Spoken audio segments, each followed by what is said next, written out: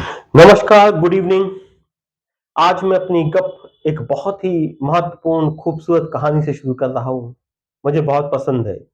आपको भी पसंद आएगी, मेरा दावा है। ये कहानी है एक मछुआरे की। मछुआरा रोज सुबह उठता और जाता समंदर किनारे, अपना जाल उठाता, नाव खोलता और समंदर के अंदर गहराइयों में जाता, मछलियां पकड़ता, वापस लेकर आता और अपना घर चलाता। रोजी रोटी के लिए रोज उसको ये काम करना होता था। उसकी नींद खुलती थी, सुबह उठ के चल जाता था। एक दिन अचानक ऐसा हुआ कि जो आपके साथ हमारे साथ भी होता है कि उसकी नींद कुछ अचानक जल्दी खुल गई। उसे समय का अंदाजा न था। उसने अपना जाल आल उठाया और समंदर के किनारे चला गया, सागर किनारे पहुंच गया। उसने देखा कि सुबह होने को वक्त है, शायद वो जल्दी आ गया। तो वो मुमकिन नहीं था कि फिर वो अपना जाल वाल उठाता, वापस घर आता, फिर लौट के आता। तो उसने वही समय बिताने का सोचा। तो वहीं वो टहलने लगा। अंधेरी रात थी। उसका पैर एक बोरी नुमा किसी चीज में अटक गया। उसको लगा उसमें बहुत सारे कंकड़ पत्थर भरे थे उस बैग में। तो वहीं बैठ गया और उसने एक समय कैसे निकाले कुछ सोचता रहा, समंदर देखता रहा, आसमान देखता रहा। और उसने एक पत्थर उसमें से निकाला, उस बोरी में से, और समंदर में फेंक दिया। फचाक की आवाज आई, उसे मजा आया। तो एक एक पत्थर निकालता और लहरों में फेंकने लगा, समंदर में फेंकने लगा। इस तरह से उसका समय कटना लगा। पत्थर शायद एक बोरी भर थे। तो देर तक फेंकता रहा और समय का उसका कटता रहा। सुबह होने को थी जब सूरज भगवान को लगा उसको कब आने को है, और सुबह की जब पहली किरण आई, संयोग देखिए कि सूरज भगवान की जब आए और उनकी पहली किरण उसके हाथ पे आई, उसके हाथ में आखिरी पत्थर था। वो किरण सीधे उसके हाथ पर आके रुकी। तो उसने देखा तो परेशान हो गया, चिल्लाने लगा, रोने लगा, ऊधम करने लगा। उसको समझ में ना आए क्या करे। विलाप करने लगा, कभी अपने को गाली बके, कभी समंदर को गाली बके, कभी रात को गाली बके। उसको समझ में ना आया क्या हो गया, पगला गया हो। क्योंकि उसके हाथ में जो आखिरी पत्थर था, जो सूरज की पहली किरण से उसने देखा था, वो हीरा था। तो उसको लगा कि पूरी रात वो अज्ञान के अंधेरे में, इस रात के अंधेरे में, समंदर की गहराइयों में हीरे फेंकता रहा। क्योंकि उसको अज्ञान नहीं था कि वो क्या फेंक रहा है।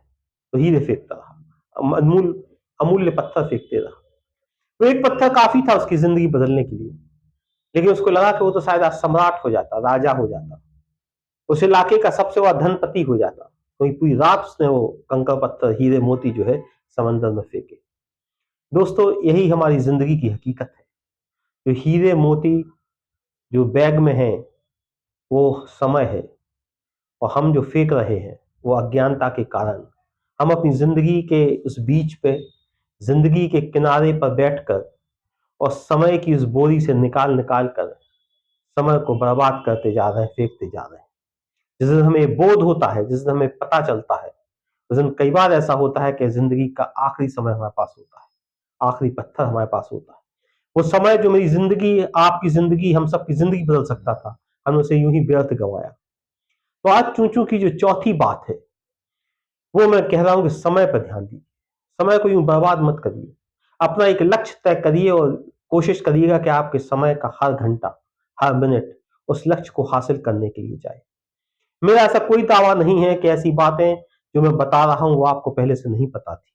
ये सारी बातें जो मैं बोलता हूं, कहता हूं, मैंने इसके पहले 3 बातें कही, आज चौथी बात कह रहा हूं। वो सारी बातें आपको पता है, मैं सिर्फ दोहरा रहा हूं। लगभग वैसी ही बात है कि जैसे सुना है, एक कथा है कि कर्ण ने कृष्ण से कहा कि कृष्ण ने जब पूछा कि मैं तुम्हारे लिए क्या कर सकता हूं, तो मैंने सुना है एक कथा ऐसी कही जाती है कि कर्ण ने कहा कि मुझे उस जगह पे मेरा अंतिम संस्कार करना जहां पे आज तक किसी का किया ना हो।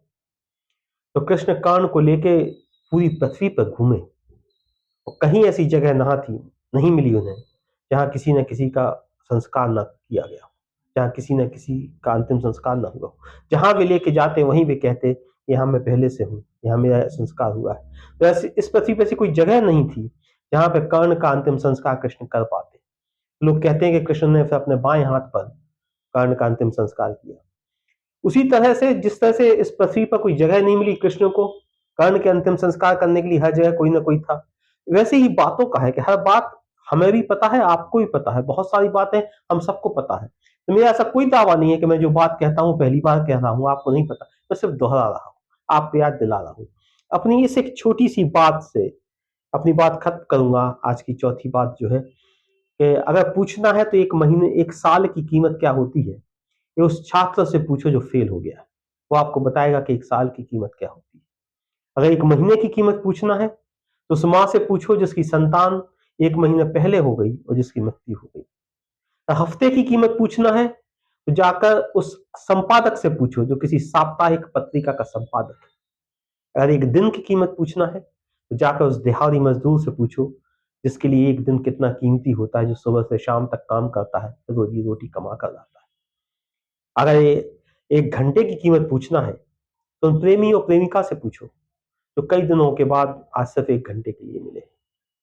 अगर एक मिनट की कीमत पूछना है तो उस व्यक्ति से पूछो जिसकी रेल या जिसकी हवाई जहाज एक मिनट के अंतर से छूट गई है।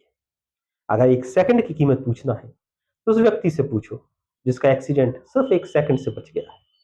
और अगर सेकंड के 100वें हिस्से की कीमत पूछना है, जाकर उस व्यक्ति से पूछो जिसका गोल्ड मेडल या सिल्वर मेडल या ब्रॉन्ज मेडल सेकंड के 100वें हिस्से से छूट गया है। सेकंड के 100वें हिस्से से लेकर एक साल तक हर आदमी के लिए कीमती होता है, सिर्फ हमें उसका अंदाजा नहीं होता। हर समय की कीमत है, इसको पहचानिए और आगे चलिए। आशा है मेरी ये गप आपकी जिंदगी में काम आएगी। ये मेरी चौथी बात। इस उम्मीद के साथ समय का ध्यान रखिए। समय महत्वपूर्ण चीज है, इसे व्यर्थ मत गंवाइए। नमस्कार, धन्यवाद।